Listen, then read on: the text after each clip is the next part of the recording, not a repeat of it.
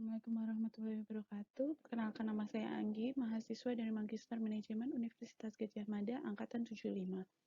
Hari ini saya akan mempresentasikan tentang analisa faktor eksternal perusahaan asuransi jiwa Sinarmas MSIG Cabang Yogyakarta.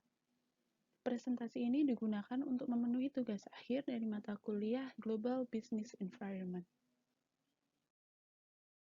Analisa yang akan saya lakukan mengerucut kepada PT Asuransi Jiwa Sinarmas MSIG di cabang Yogyakarta saja. Sinarmas MSIG Life adalah suatu perseroan terbatas yang bergerak di bidang usaha asuransi jiwa termasuk usaha dengan prinsip syariah. Berikut adalah sejarah dari perusahaan. Didirikan dari tahun 1985, perusahaan sudah 4 kali berganti nama. Tahun 2011, perusahaan berganti nama menjadi PT Asuransi Jiwa Sinarmas MSIG dan melakukan joint venture dengan salah satu perusahaan asuransi raksasa di Jepang, Mitsui Sumitomo Insurance Company. Visi perusahaan adalah menjadi perusahaan yang terkemuka dalam penyedia jasa perencanaan dan perlindungan keuangan di Indonesia. Sedangkan misi perusahaan terdapat 5 poin, yaitu yang pertama memberikan pelayanan prima untuk menyediakan produk yang fokus terhadap kebutuhan nasabah melalui jalur distribusi, lalu memastikan profitabilitas jangka panjang, ketiga meningkatkan nilai bagi pemegang saham dan kepercayaan pemegang polis, keempat berikan peluang kerja, dan yang terakhir adalah membangun sinergi melalui kerjasama yang saling menguntungkan sesuai dengan nilai serta filosofi perusahaan. Nilai dan filosofi perusahaan ada 6. Yang pertama adalah integrity, positive attitude, inovatif, komitmen, continuous improvement, dan loyal. Kegiatan operasional perusahaan diselenggarakan di 63 kantor pelayanan dan pemasaran. Kantor pelayanan dan pemasaran di Yogyakarta sendiri hanya ada satu, yaitu di Kabupaten Sleman. Selanjutnya kita akan membahas tentang faktor-faktor lingkungan eksternal. Yang pertama adalah faktor lingkungan eksternal demografi. Isu dari faktor lingkungan eksternal demografi ada 3, yaitu setiap tahun terjadi peningkatan jumlah penduduk di daerah istimewa Yogyakarta. Dan lebih dari 90% penduduk DIY adalah usia aktif untuk mendapatkan asuransi jiwa, yaitu usia 0-65 tahun. Sekitar 70% penduduk DIY adalah usia produktif. Isu-isu tersebut menciptakan peluang bagi PT Asuransi Jiwa Sinarmas MSIG Life, yaitu bonus demografi yang menyebabkan pasar bisa berkembang secara luas dan membesar. Selain peluang, ancaman juga turut hadir dalam faktor lingkungan eksternal demografi ini. Yang pertama adalah kemungkinan meningkatnya tingkat pengangguran yang mengakibatkan menurunnya daya beli masyarakat, sehingga itu dapat mempengaruhi pemasukan perusahaan dalam melakukan operasionalnya. Selanjutnya adalah ancaman karena persaingan akan menjadi sangat tinggi dengan menurunnya daya beli masyarakat. Lalu apa yang harus dilakukan perusahaan? Perusahaan dapat menguatkan promosi untuk menangkap kesempatan yang lebih banyak dan menguatkan SDM dan mitra agar mampu bersaing dengan kompetitor.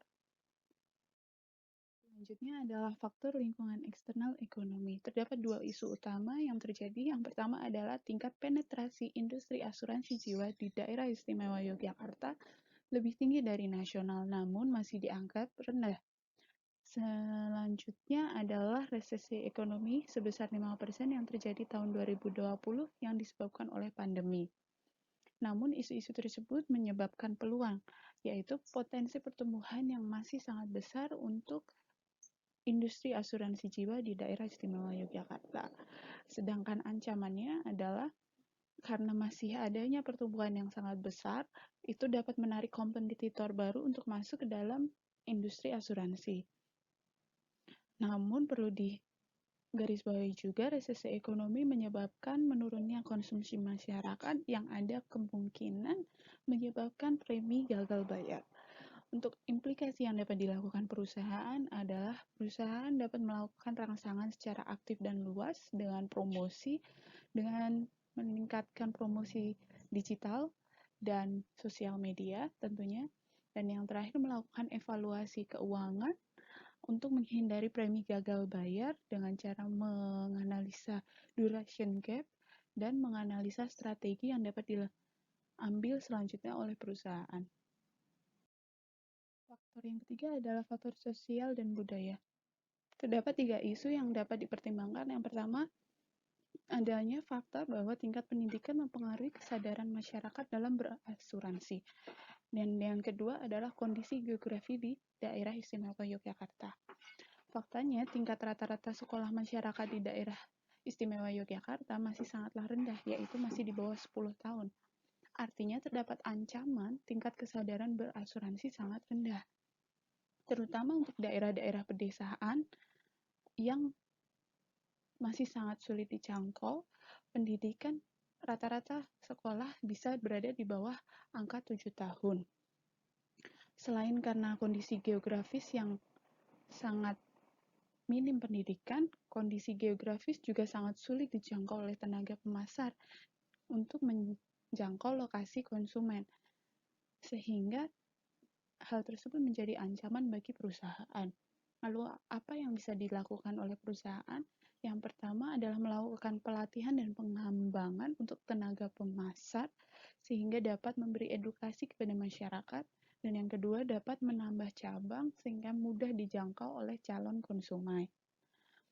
Isu yang terakhir adalah isu terkait mayoritas agama yang dianut oleh penduduk di daerah istimewa Yogyakarta, yaitu agama Muslim, dan produk syariah dapat sangat diunggulkan dalam hal ini. Perusahaan dapat mengembangkan produk yang lebih banyak, terutama produk-produk dengan prinsip syariah, sehingga produk-produk tersebut dapat menangkap peluang dan menarik para calon konsumen. Yang keempat adalah faktor lingkungan eksternal teknologi. Seperti yang kita tahu, tren media sosial, internet, dan pertumbuhan digital semakin meningkat. Hal ini dapat memberikan peluang perusahaan dengan melakukan metode pemasaran dengan lebih murah dan efektif. Karena sekarang, terutama sosial media, memiliki algoritma-algoritma tertentu yang dapat menyasar calon konsumen dengan tepat. Yang selanjutnya, penggunaan platform digital juga dapat dilakukan untuk memaksimalkan pelayanan dan meningkatkan kompetensi dari sumber daya manusia perusahaan. Namun sayangnya, teknologi juga membawa ancaman, yaitu meningkatkan persaingan dalam industri karena mudahnya sesama kompetitor untuk mendapatkan informasi. Selain itu, konsumen juga memiliki kemampuan untuk membanding-bandingkan produk dengan mudah, sehingga hal itu dapat meningkatkan konsentrasi persaingan di industri ini. Lalu apa yang sebaiknya dilakukan oleh perusahaan? Yaitu menggunakan media sosial untuk melakukan pemasaran secara masif, lalu mengembangkan platform digital untuk meningkatkan pelayanan secara berkelanjutan. Yang selanjutnya adalah faktor lingkungan eksternal pemerintahan. Seperti yang kita tahu, pemerintah memiliki Badan Penyelenggara Jaminan Sosial atau yang biasa kita kenal sebagai BPJS untuk memberikan program jaminan kesehatan kepada masyarakat di seluruh Indonesia. Dan itu wajib. Sehingga hal ini dapat menjadi ancaman bagi perusahaan karena BPJS akan menjadi salah satu kompetitor yang bermain dari pihak pemerintahan. Dan masalah yang mungkin terjadi adalah ketika konsumen yang sudah saya jelaskan tadi bahwa memiliki kesadaran berasuransi rendah, merasa cukup dengan satu asuransi saja, yaitu asuransi pemerintah. Dan dengan tingkat kemiskinan atau tingkat PDB yang masih rendah, kebanyakan masyarakat hanya mampu untuk mengkonsumsi atau membayarkan premi untuk satu asuransi saja. Namun, sebenarnya kita dapat memanfaatkan peluang dari ancaman tersebut, yaitu memanfaatkan dan menonjolkan kemampuan kita dalam memberikan pelayanan. karena banyak isu atau banyak keluhan dari masyarakat bahwa BPJS tidak melakukan pelayanan secara maksimal dengan alasan harga yang murah, sehingga kita dapat memiliki competitive advantages, yaitu bermain di bidang asuransi yang memiliki kualitas atau pelayanan yang sangat baik. Yang selanjutnya adalah faktor lingkungan eksternal politik.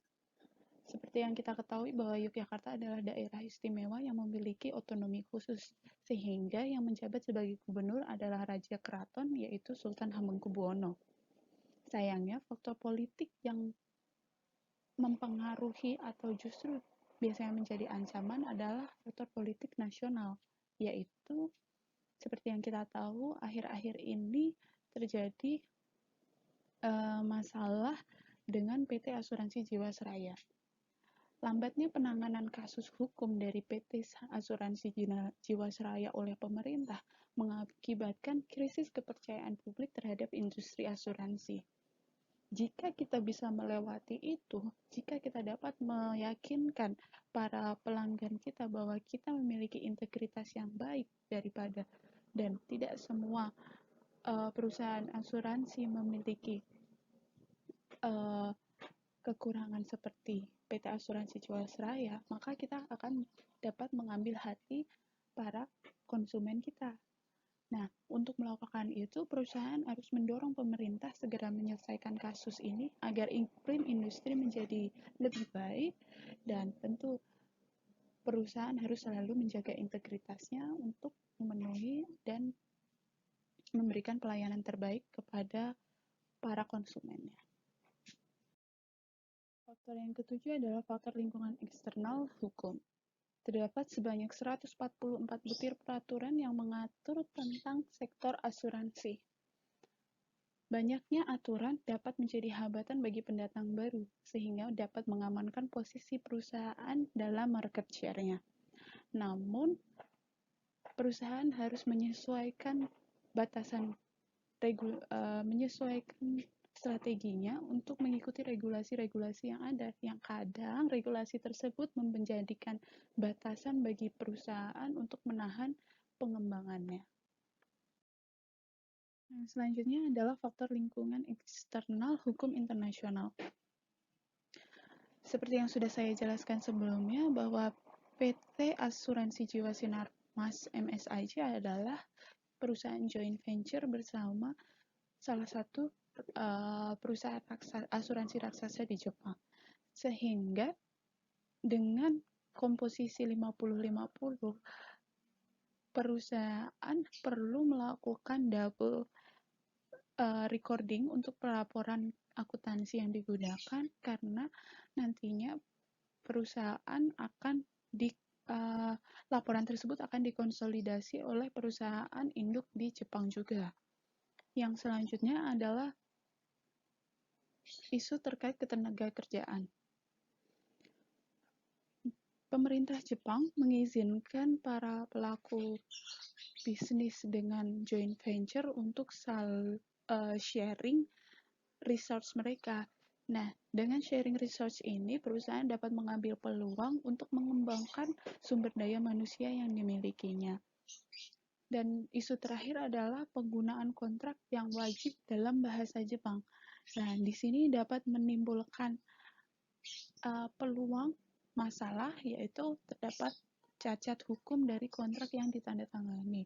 Untuk itu, perusahaan perlu menggunakan penerjemah yang dapat dipercaya. Yang terakhir adalah faktor lingkungan alam. Seperti yang kita tahu bahwa tahun 2020 ini kita mengalami pandemi COVID-19 yang sampai sekarang pun masih kita alami, sehingga isu ini dapat menjadi peluang bagi perusahaan untuk meningkatkan awareness akan kesehatan.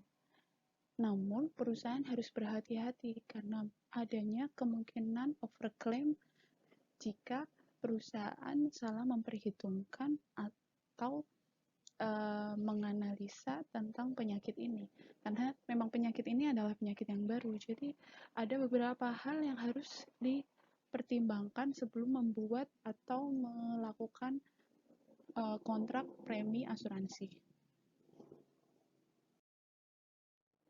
Dari analisa yang telah saya jelaskan, saya dapat mengambil keputusan bahwa tidak semua faktor yang saya sampaikan itu langsung berpengaruh kepada perusahaan, namun kesembilan faktor lingkungan tersebut merupakan faktor yang perlu dipertimbangkan karena memiliki dampak kepada perusahaan. Sehingga saran saya untuk PT Asuransi Jiwa Sinarmas MSIG Life di Yogyakarta dapat melakukan analisa peluang, ancaman, dan implikasi dari sebuah isu yang sedang berkembang secara rutin untuk mendapatkan keputusan-keputusan yang strategis yang tepat untuk perusahaan. Sekian presentasi dari saya. Ada kurang dan lebihnya saya mohon maaf. Terima kasih.